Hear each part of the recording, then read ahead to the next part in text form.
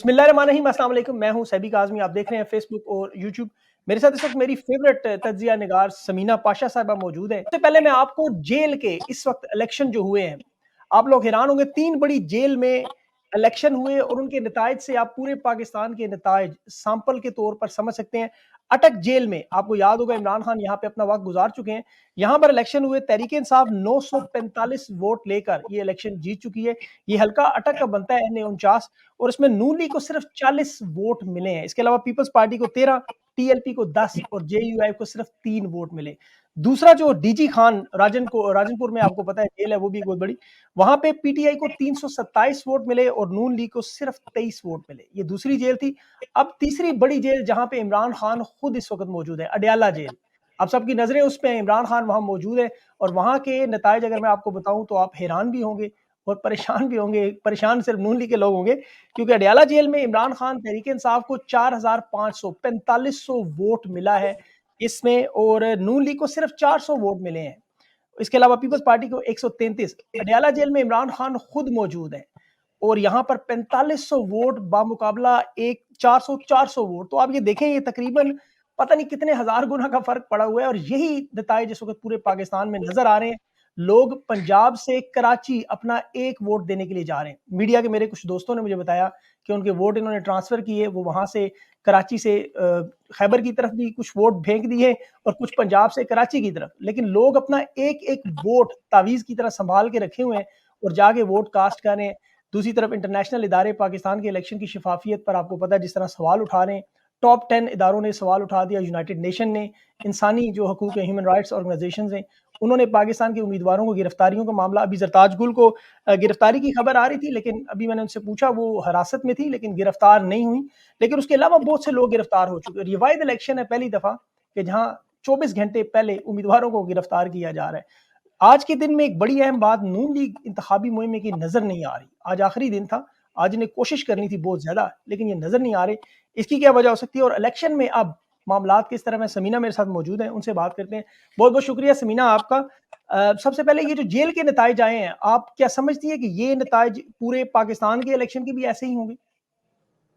Thank you सभी programme में invite करने के लिए भी और मुझे फेवरेट एंकर भी करने के लिए थैंक यू सो मच। और जहाँ तक ये बात आपने की जेल वाली, इसमें मैं एक क्वेश्चन जरूर आपसे पूछना चाह रही थी कि ये जो जेल के नताइज हैं, इसमें क्या एक ही कैंडिडेट का नाम था या फिर मुख्तलिफ कैंडिडेट्स थे पीटीआई की तरफ से, या इमरान खान बामुकाबला इस तरह से कुछ था? क्योंकि ये क्लैरिफिकेशन इसलिए जरूरी है क्योंकि बाकी जो मुल्क के नताइज हैं वो इस बात पे बहुत डिपेंड कर रहे हैं कि वहां पर जो उम्मीदवार हैं मुख्तलिफ हैं, उनके इंतखाबी निशान मुख्तलिफ हैं, तो वोटर जो वोट करना जरूर चाहता है पीटीआई को। ये आपने बिल्कुल दुरुस्त कहा कि अगर मैं सेंटिमेंट की बात करूं तो इस वक्त जो सेंटिमेंट है वो ऐसा ही है कि शायद 70 से 80% पाकिस्तानी पीटीआई के लिए वोट करना चाहते हैं, लेकिन उन 70 से 80% पाकिस्तानियों में से कितने वोट कर पाएंगे, कंफ्यूज नहीं हो जाएंगे और सही अपने उम्मीदवार को पहचान पाएंगे या नहीं, उसका निशान पहचान पाएंगे या नहीं, और फिर उनका जो वोट है उसका हिफाजत भी हो पाएगी नहीं। ये बहुत सारे अभी इफ्स एंड बट्स मौजूद हैं। Sentiment, you are right, absolutely 70 to 80% कोई प्रॉब्लम नहीं है, पीटीआई का वोटर मौजूद है और वो वोट करना चाहता है। तो अगर आप इसको बता सकें मुझे कि जो ये जेल में हुए हैं वहां पर क्या पैटर्न था वोटिंग का, कि पीटीआई या पीएमएल सिर्फ लिखा हुआ था या फिर यानी जमातों के नाम लिखे हुए थे या मुख्तलिफ कैंडिडेट्स थे, तो फिर हम सही तौर पर अंदाजा लगा सकते हैं कि एग्जैक्टली जो आम इंतखाबात होंगे उसमें लोगों के लिए कितना मुश्किल होगा उसको वोट करना और फिर ये कि वो सही तौर पर वोट पहुंच भी जाए। जी। अच्छा, एक तो ये ब्रेकिंग न्यूज़ थी, मतलब अभी जब मैं आपसे शुरू कर रहा था तो फ़ौरन अभी मुझे मिली है, तो इसलिए मैंने इसको इंट्रो में शामिल किया है। लेकिन आम तौर पे ये होता है कि हल्के के हिसाब से, अब देखें ना N49 है, तो ये अटक के हल्के में जो भी उम्मीदवार होगा वो जेल में चाहे कैदी हो, जिसका वोट वहाँ पे रजिस्टर्ड होता है वो उन्हीं उम्मीदवारों को, मिसाल के तौर पर अगर ईमान ताहिर वहाँ पे इलेक्शन में लड़ रही है तो ईमान ताहिर को ही वही जो पैनल बना होगा उसी पैनल को जेल के लोग जो है वोट देते हैं, वो इमरान पोस्टल खान को। बैलेट जी। होता है। तो वो उसी जेल, क्योंकि उसी हल्के की हदूद में आती है तो उस हल्के में ही होते हैं वोट। बाकी इसकी तफसील तो मैं अपने वीलॉग के लिए छोड़ूँगा, वरना सब कुछ यहाँ बता दिया तो मेरे पास कुछ बचना ही नहीं। अच्छा, एक तो ये चीज़ है। दूसरा जो आपने अभी सेंटिमेंट की बात की है, इसमें तो कोई शक नहीं, वाक़ई ये बहुत बड़ा अहम मामला है। आज मैंने कुछ सैंपलिंग की, कुछ ऐसे हलकों में, कुछ ऐसे इलाकों में पर्सनली फ़ोन करके उन लोगों से बात की जिन्हें मैं समझता था सोशल मीडिया पे नहीं है। उनके पास किसी किस्म के मोबाइल फ़ोन भी नहीं है। उनके पास एक्सेस भी नहीं है, वो जानते भी नहीं उम्मीदवार क्या है, उन्हें बल्कि फेसबुक का भी नहीं पता कि मैसेज कैसे करके हल्के का पूछना है। तो मैं अब बाय गॉड, मैं बखुदा मैं आपको हैरान रह गया कि मैंने उन लोगों से जब पूछा कि आपके हल्के में उम्मीदवार कौन है, तो उन्होंने मुझे निशान भी बताए, उसके नाम भी बताए और अपना पोलिंग स्टेशन भी बता दिया। तो मैंने उनसे पूछा कि आपको पोलिंग स्टेशन कैसे पता है? क्योंकि आपका जो पोलिंग स्टेशन है वो तो बड़ा दूर बना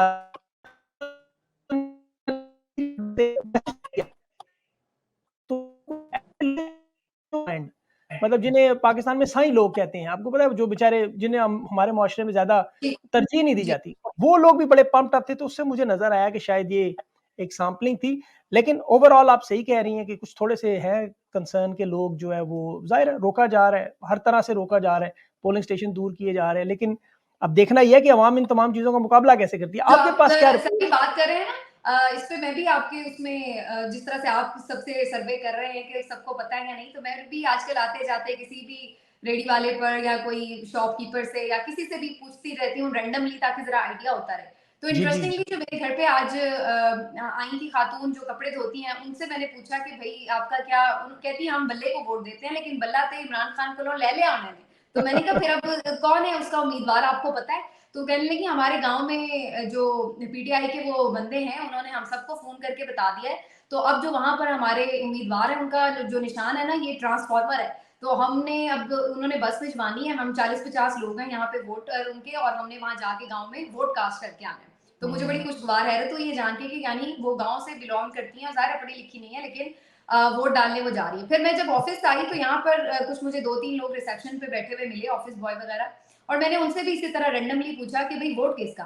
तो तीनों ने एक ज़बान कहा कि जी वोट पीटीआई का, इमरान खान को देंगे। मैंने कहा अच्छा, आपके हलके कौन से हैं और कौन है आपके उम्मीदवार, निशान क्या हैं? तो तीनों में से किसी को भी पता नहीं था। और फिर मैंने उन्हें वहाँ पे ढूँढ के भी बता दिया कि भई ये आपके उम्मीदवार हैं। उसी वक़्त खड़े-खड़े उनको उन्होंने 8300 पे मैसेज किया हल्का जाना, और फिर मैंने उनको बताया कि पीटीआई के कौन से उम्मीदवार हैं, अगर आप उन्हें वोट करना चाहें, और नून का तो आपको पता ही है कि अगर आप करना चाहते हो तो आप शेर को लगा दीजिएगा। तो खैर वो बिल इस तरह से यानी ये एक है भी चैलेंज, और ये एक कितना सोशल मीडिया की एक ज़बरदस्त ये जो कैंपेन पीटीआई ने रन की है, और फिर ज़ाहिर है जो किसी हद तक बेचारे ऑन ग्राउंड भी कर पाए हैं, तो उससे किस हद तक उन्होंने इस चैलेंज को निपटा है, इसका सही तौर पर ना अंदाज़ा हमें 8 फरवरी को ही होगा सभी। उससे पहले हमें मुख्तलिफ इसी तरह के मिलते रहेंगे। मैं फरीहा से आज अपनी ट्रांसमिशन में बात करी थी, फरीहा इदरीस साहिबा जो केपी से होके आई हैं, और वो इस बात पे हैरान थी कि वहाँ पर वो केपी से, जिससे ज़ाहिर है ये तो सबको ही पता है कि वहाँ पर सारा वोट बैंक पीटीआई का ही है। और वो ये बता रही थी कि वहाँ पर लोगों को सबको अपने इंतखाबी निशान भी पता थे और उम्मीदवारों का भी पता था। लेकिन फिर कुछ जब वो इस्लामाबाद के कुछ हलकों का बता रही थी, तो वो बताने लगी कि कहीं पे नहीं भी मालूम था, पंजाब में भी इसी तरह मिक्स्ड सी सिचुएशन नज़र आई। तो ये अब एक सरप्राइज़ है, और बिल्कुल है, इसमें मेरा ख़्याल है कि सबके लिए एक सरप्राइज़ है, और जो सब इस वक़्त कन्फ्यूज़्ड भी हैं ना, और थोड़े इतने कॉन्फिडेंट नहीं है, जो अभी आप पीएमएलएन की भी बात कर रहे थे इंट्रो में, कि उस तरह से उन्होंने इंतखाबी मुहिम में भी वो दिलचस्पी नहीं दिखाई और चेहरे भी उनके उतरे हुए हैं। तो वो वजह यही है कि ये जो एक सरप्राइज़ वाला एलिमेंट है ना, ये किसी को भी नहीं पता है कि ये 8 फरवरी को जी। एग्ज़ैक्टली जो डैमेज जहाँ-जहाँ, जैसे-जैसे करने की कोशिश की गई है, उसने उसी तरह से पे बैक करना है, वही रिज़ल्ट आने हैं, या फिर वाक़ईतन जो वोटर है वो बड़ी तादाद में निकल भी आएगा, और वो कोई कन्फ्यूज़ भी नहीं होगा अपने कैंडिडेट को पहचानने में और उसको वोट करने में। आपने एक बड़ी ज़बरदस्त ट्वीट की थी कि तहरीक-ए-इंसाफ ने जिस तरह के हालात में जो उन्हें दिए गए, फिर भी घुमा-फिरा के उसको मैच के काबिल बना दिया, बल्कि आखिरी ओवर की आखिरी गेंद तक ले गए हैं। अब छक्का लगना है या अवाम ने तमाशाई बनना है, ये अवाम का फैसला है। खुद ढूँढेंगे, इनका अपना मुस्तकबिल है, इसमें तो कोई शक नहीं। लोग तो बड़े चार्ज हैं। और अच्छा, यहाँ पे एक बड़ा इंपॉर्टेंट सवाल जो मैं आपके सामने रखने से बहुत से लोग पूछ रहे हैं कि माज़ी में अभी देखें बहुत सारे उम्मीदवार टूटे भी, लोटे भी बने, उन्होंने अपने टिकट्स बेचे भी। अभी आज़ाद उम्मीदवारों के लिए बड़ी जान मारी जा रही है, तहरीक-ए-इंसाफ की तरफ से भी, सोशल मीडिया पे भी, इनके इंतखाबी निशान से लेके हर चीज़ तक।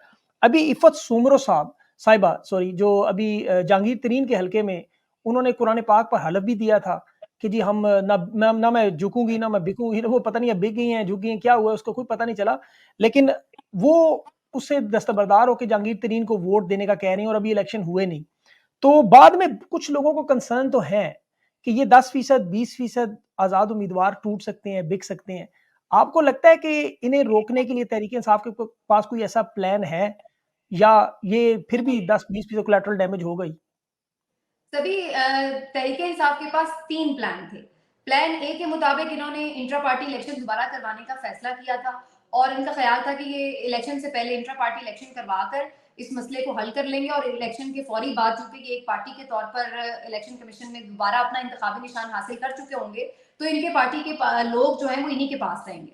लेकिन फिर इन्हें अंदाजा हो गया कि ये फिर मसला कंट्रोवर्शियल हो सकता है अगर वो भी इंतखाबात ना तस्लीम किए गए या उसमें नोटिफिकेशन वगैरह में, रजिस्ट्रेशन में, सारी चीज़ों की प्रोसेस में इलेक्शन कमीशन ने जानबूझकर ताखीर की और उसके बाद फिर वो 3 दिन जो इलेक्शन के बाद होते हैं, पोलिंग डे के बाद 3 दिन होते हैं जिसमें आज़ाद जी, अरकान किसी पार्टी को ज्वाइन कर सकते हैं, तो वो दिन निकल गए तो फिर उनके लिए प्रॉब्लम हो जाएगी। तो इसलिए मेरे नज़दीक इन्होंने जानबूझकर ये जो प्लान ए था उसको फिर खत्म कर दिया और आपने देखा कि इंट्रा पार्टी इलेक्शन मुलतवी हो गए। जी, प्लान बी बिल्कुल। इनका ये था कि जो फैसला आया था सुप्रीम कोर्ट की तरफ से उसी को नजरसानी के लिए चैलेंज कर दिया जाए और वो आज हो गया है। सुप्रीम कोर्ट ऑफ पाकिस्तान में आज ये पीटीआई की तरफ से नजरसानी की अपील फाइल जी, कर दी गई है। इससे बिल्कुल। 2 मकसद हासिल होंगे। देखिए बल्ला तो अब बल्ले के बगैर तो इलेक्शन लड़ ही रहे हैं, वो बल्ला मिल भी जाए तो वो अब इलेक्शन में तो फायदा उस तरह का नहीं हो सकता, लेकिन आगे के लिए वो पेशबंदी के तौर पर ये रिव्यू पिटिशन दायर कर रहे हैं कि अगर उस केस में फैसला उनके हक में आ जाता है और पहले वाला ये इलेक्शन जो है उसको कबूल कर लिया जाता है, तो ऑलरेडी वो फिर एक पार्टी के तौर पर इसका मतलब है कि मौजूद होंगे इलेक्शन कमीशन में और उनके जो सारे कैंडिडेट हैं वो उनके रहेंगे। और प्लान सी वो है जिसका आपने अपने इंट्रोडक्शन में भी जिक्र किया है कि मजलिस इबादतुल मुस्लिमीन के जो सरबराह हैं अल्लामा राजा नासिर अब्बास साहब, जी, उनसे आज बड़ी इंपॉर्टेंट मुलाकात हुई है जेल में जो इमरान खान साहब की। और इमरान खान साहब की इससे पहले भी चॉइस इसी हवाले से कि यानी पार्टी के जो टिकट के हवाले से जो बात हो रही थी, जो इन्होंने जाके पता नहीं क्यों जाके पीटीआई नजरियाती के साथ इल्हाक कर लिया था, उस वक्त भी खान साहब की चॉइस यही थी कि या तो एमडब्ल्यूएम या फिर शिरानी साहब का जो जमात का ग्रुप है उसके साथ इल्हाक किया जाए। बहरहाल समहाउ और द अदर वो उस वक्त नहीं हुआ, लेकिन अब ये मुलाकात है मेरी नजर में इसी चीज को फाइनलाइज करने के लिए थी। ये प्लान सी है हुँ, बेसिकली कि अगर सुप्रीम कोर्ट से फैसला ना भी पीटीआई के हक में आया या डिले में भी आया, तो उस वक्त तक जो वो पहले 3 दिन हैं उसके अंदर पाकिस्तान तहरीक इंसाफ के जो आजाद अरकान हैं वो जीत कर एमडब्ल्यूएम में शामिल हो जाएं, ताकि वो एक जमात के तौर पर अपने आप को रिप्रेजेंट भी कर सकें और फिर मखसूस नशिस्तों को भी हासिल कर सकें। वेरी इसके बावजूद भी उन लोगों को कोशिश की जाएगी डराने धमकाने की भी और इधर उधर शामिल करवाने की भी, लेकिन इसका जो सही नंबर है वो उसका अंदाजा उसी वक्त होगा सभी जब इलेक्शन रिजल्ट आ जाएंगे कि वो आजाद अरकान कितनी बड़ी तादाद में, अगर तो वो बहुत ज्यादा तादाद में 70-80 नशिस्तें 100 नशिस्तें जीत लेते हैं, तो इतनी बड़ी तादाद को तो आप नहीं किसी में शामिल करा सकते। हाँ, अगर वो आते ही बेचारे 15-20-25 हैं तो उनमें से फिर 8-10 आप इधर उधर भी शामिल करा लें, तो बाकी अगर रह भी रहे होंगे पीटीआई के नाम के ऊपर तो कोई इतना फर्क नहीं डाल सकेंगे। तो ये जी, बहुत डिपेंड करेगा कि कितनी बड़ी तादाद में ये आजाद अरकान जो पीटीआई बैक्ड आजाद अरकान है वो जीत के आते हैं। जी। यहाँ पर एक छोटी-सी चीज़ मैं ऐड करूँ, इस वक़्त जो सियासी जमातों के उम्मीदवार हैं, वो हैं तकरीबन 6000 और आज़ाद उम्मीदवार तकरीबन 11000 हैं और तहरीक-ए-इंसाफ के जो अ, नामज़द उम्मीदवार हैं, वो भी एक बहुत बड़ी तादाद में हैं और बड़े स्ट्रॉन्ग कैंडिडेट भी हैं, बड़े-बड़े स्ट्रॉन्ग हलकों में भी हैं। तो अगर ये जीत के एक वाज़ेह पोज़ीशन में आते हैं, तो क्या ये एक अपनी भी पार्टी, एक आज़ाद उम्मीदवारों में से भी अभी इलेक्शन कमीशन ने कहा एक वज़ीर-ए-आज़म बन सकता है, तो ये क्या अपनी भी एक पार्टी के तौर पर आ सकते हैं सामने? इस बारे में कुछ है आपकी इन्फॉर्मेशन?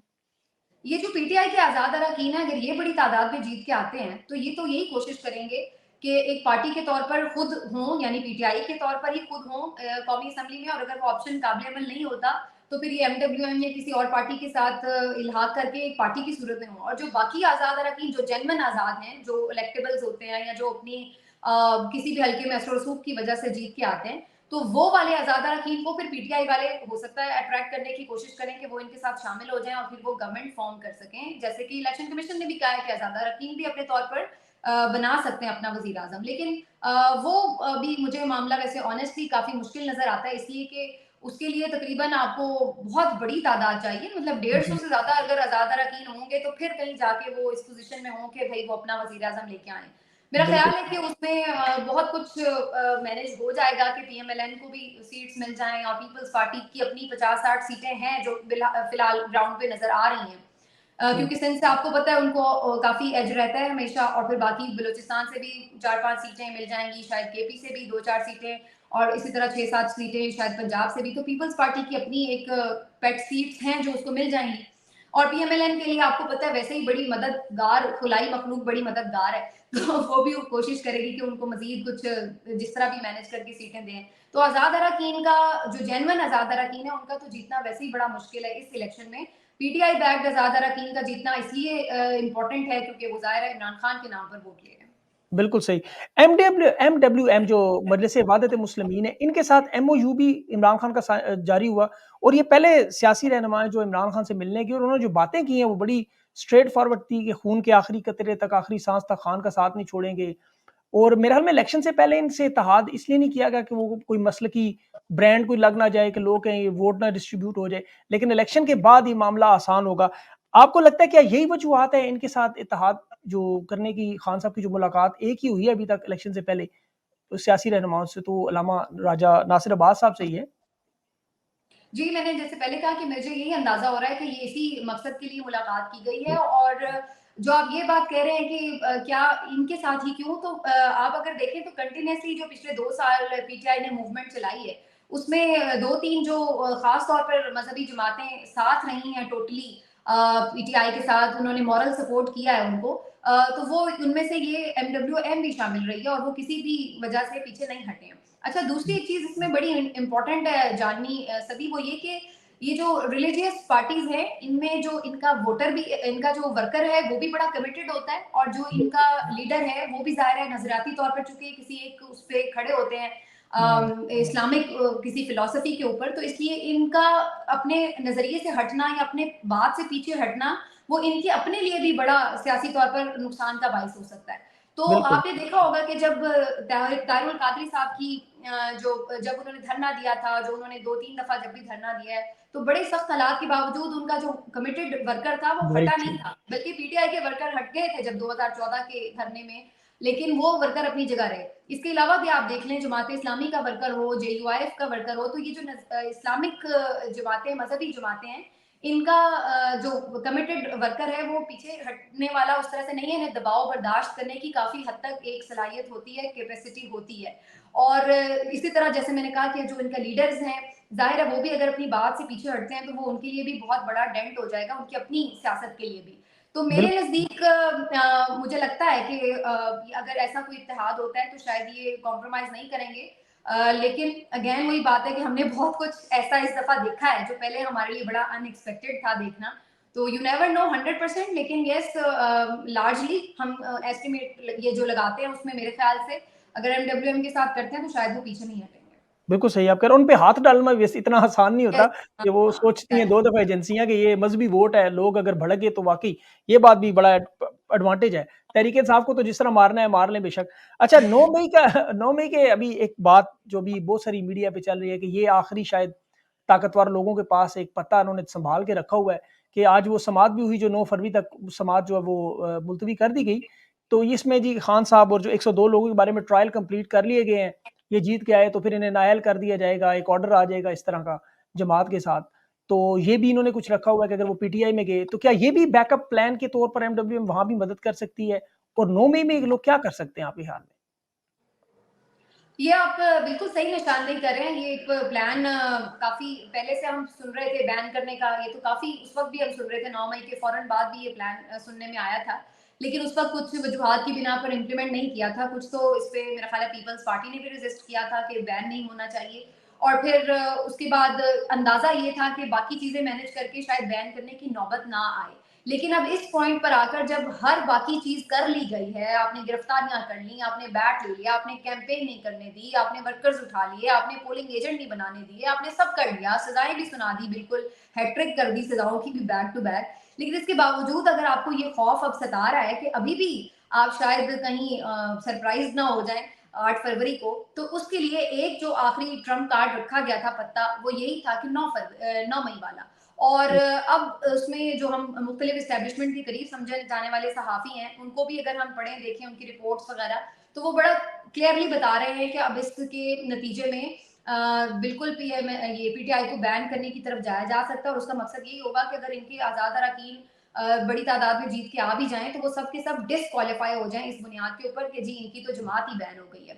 और मेरा बिल ख़्याल है जो इमरान खान साहब ने आज मुलाकात की है और पीटीआई भी इसके ऊपर जो काउंटर अपना प्लान बना रही है, उनका भी मकसद इस अंदेशे को समझते हुए वो भी प्री प्लान कर रहे हैं इसको कि इस चीज़ से भी बचने के लिए अगर ये किसी और पार्टी में शामिल हो जाएँ, तो इनकी पार्टी अगर बैन हो भी जाए, तो वो उस तरह से कौमी असेंबली में उस पार्टी के उम्मीदवार के तौर पर होंगे ही नहीं।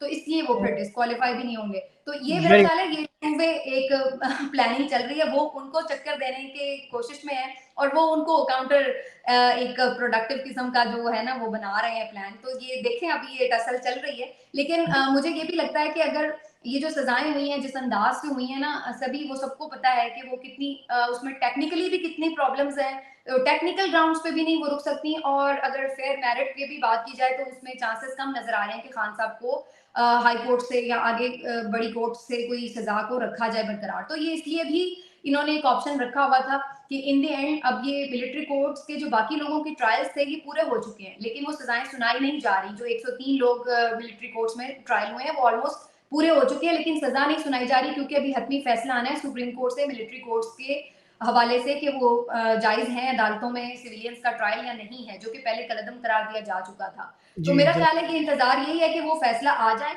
और फिर उसके बाद जो ट्रायल हो चुके हैं उनकी सजाएं सुना दी जाएं, और फिर उसी के तहत इमरान खान साहब को अभी कोर्ट में यानी मिलिट्री कोर्ट में ही ट्रायल कर दिया जाए, ताकि उसको तो फिर जाहिर है कोई क्वेश्चन भी नहीं कर सकता, ना उसकी ट्रायल का पता होगा कि अंदर हुआ क्या क्या नहीं हुआ।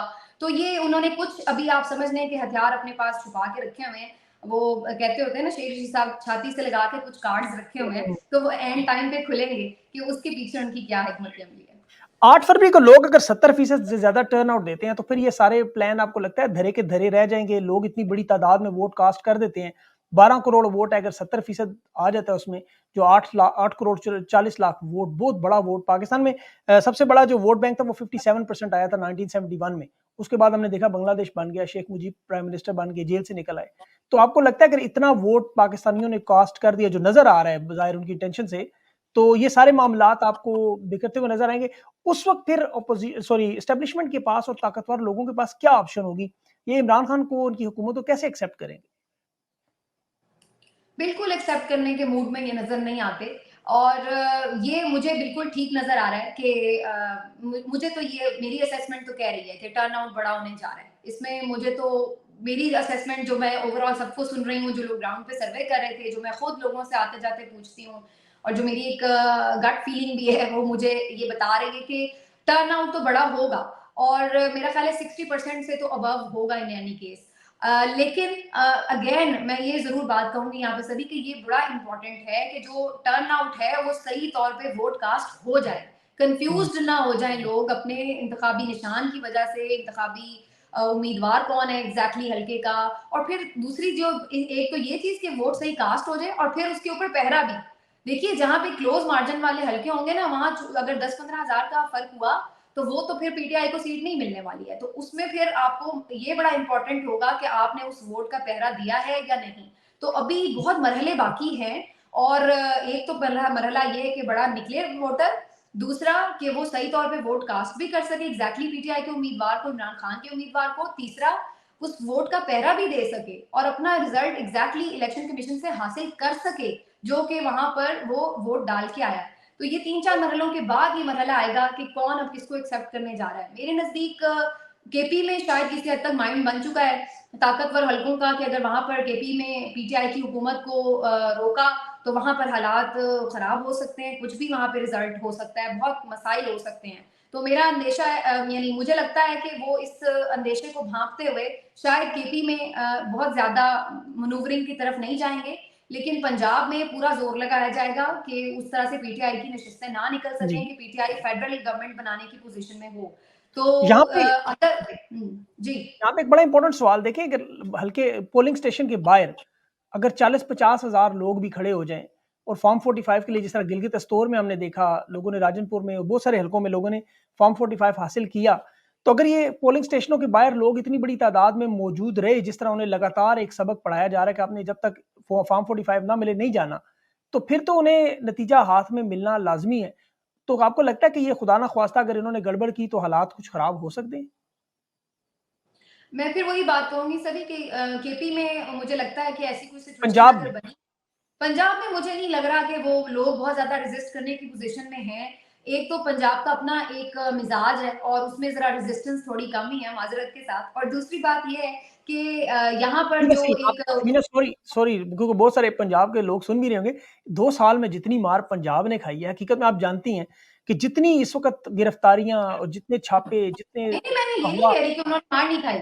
मैं तो ये कह रही हूँ, मार तो वो खा रहे हैं, लेकिन यही तो मसला है, मार खा रहे हैं, हक नहीं ले पा रहे ना अपना, वो मार खा लेंगे के जा रहे हैं। अब लेंगे इनको आदत है इंशाल्लाह। यही अब तो मैं लगता है वो लेके कहती जाएँगे।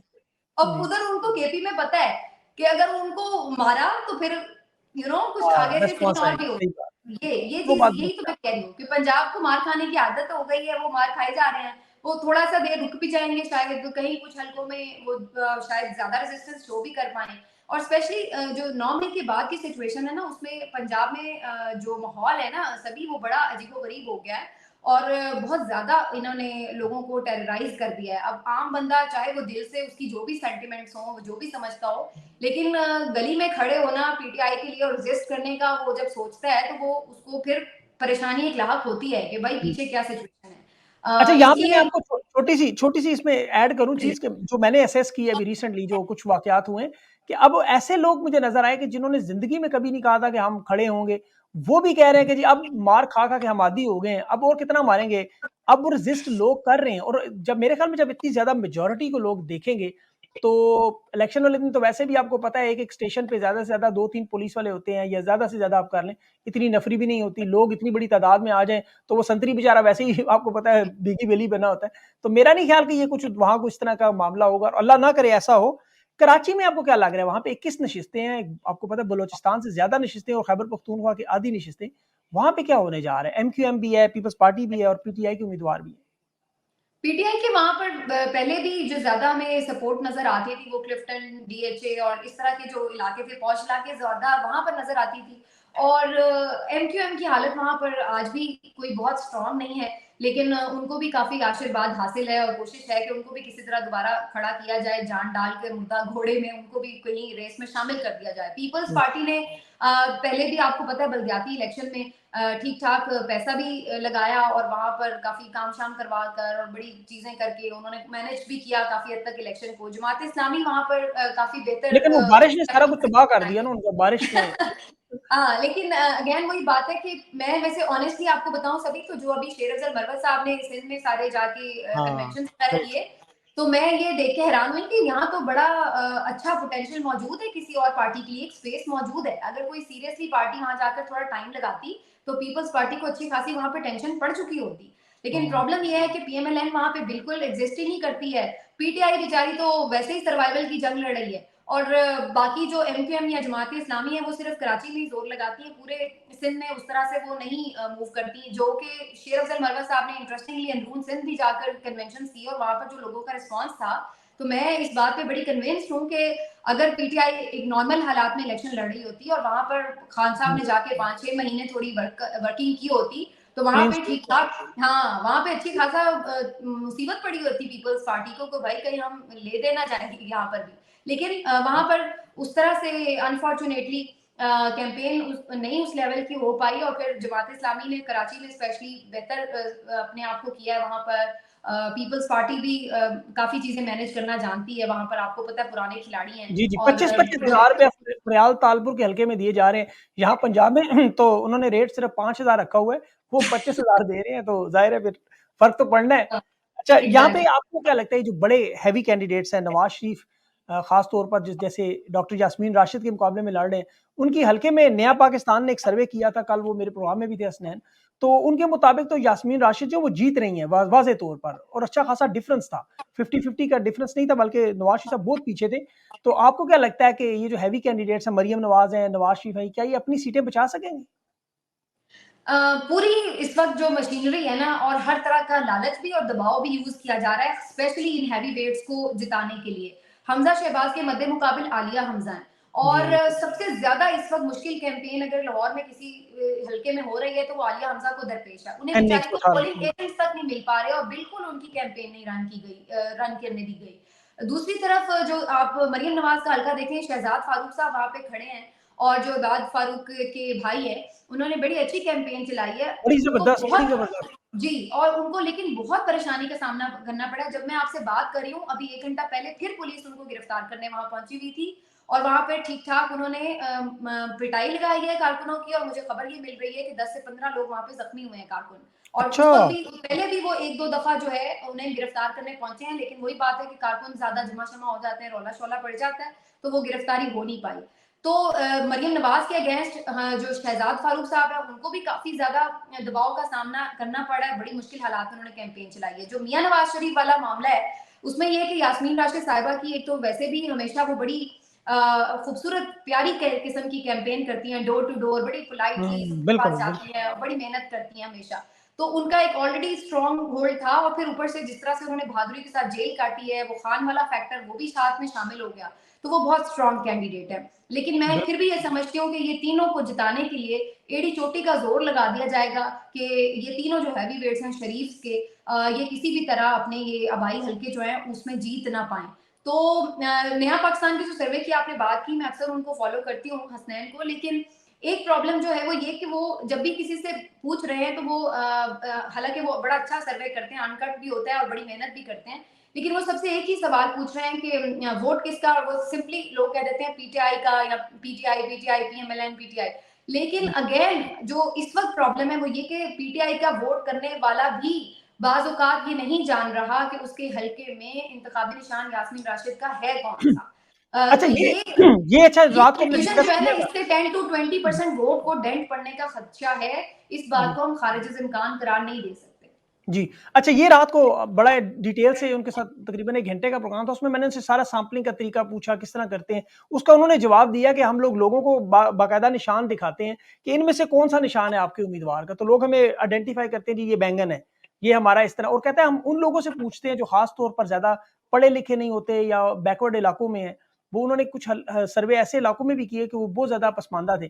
तो वहाँ पे इंतखाबी निशान का ये आपका जो क्वेश्चन था, मैंने उनसे पूछा, तो वो कह रहे हैं कि हम उनसे निशान लोगों में बता रहे थे, हमारा ये निशान है, हमारा ये निशान है, उस उंगली लगा के उसमें बता रहे थे उस पे। तो इस पे तहरीक इंसाफ ने बड़ा काम किया, जो ये जो खान साहब का अगर पेज ऐसा था। है तो ये बड़ा ज़बरदस्त है, और फिर मेरा ख़्याल है ये बहुत क्रेडिट देना पड़ेगा पीटीआई को कि अगर इस जी। तरह उन्होंने पहुँचा दिए निशान, क्योंकि जो मैंने उनका सर्वे सियालकोट वाला भी देखा था, जो रेहाना डार साहिबा ख्वाजा आसिफ वाले हल्के में उन्होंने किया था, तो बेसिकली उनके पास जो पोस्टर था उसमें रेहाना डार साहिबा के साथ इमरान खान की बहुत बड़ी तस्वीर थी, और इसी तरह से ख्वाजा आसिफ के साथ मियाँ नवाज शरीफ की तस्वीर थी। तो ज़ाहिर है वो अगर आप पोस्टर किसी को दिखाएँगे तो इमरान खान की तस्वीर देख के तो हर कोई उन्हें पता होगा कि ये जो वो कहेगा इसी को वोट देना है।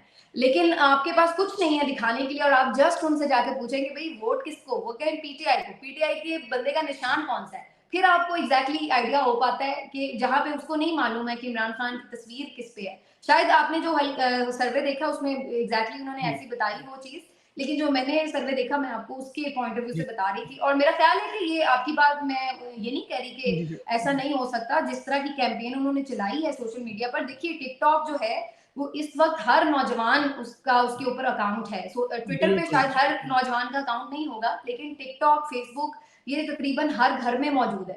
तो बिल्कुल इनकी ऐसा। ज्यादा जो इन्होंने टारगेट किया है ना पीटीआई की सोशल मीडिया टीम ने, उन्होंने ये टिकटॉक को बहुत ज्यादा टारगेट किया है। इनकी तकरीबन आप देखें तो मेरा ख्याल है 50% से ज्यादा कैंपेन जो थी वो टिकटॉक पे चली है, और टिकटॉक हर नौजवान के पास है। अगर घर में किसी एक नौजवान के पास टिकटॉक के ऊपर अकाउंट है तो वो घर के बाकी 10 अफराद को ये बता सकता है कि हमारा ये निशान है। तो इसलिए बिल्कुल इस बात का इम्कान है कि सब तक एग्जैक्टली पहुंच चुके हों इंतखाबी निशान। बिल्कुल नहीं, पॉइंट आपका वैलिड है। आपने ट्विटर पे एक छोटा-सा सर्वे करवाना है, फिर फेसबुक पे भी करवाना है। मैं आपको वो शेयर भी करूँगा कि लोगों को इंतखाबी निशान का पता है या नहीं। तो ये बड़ा मैं कर इम्पोर्टेंट। चुकी हूँ ऑलरेडी, वैसे तो अच्छा। ये कर चुकी हूँ, हाँ।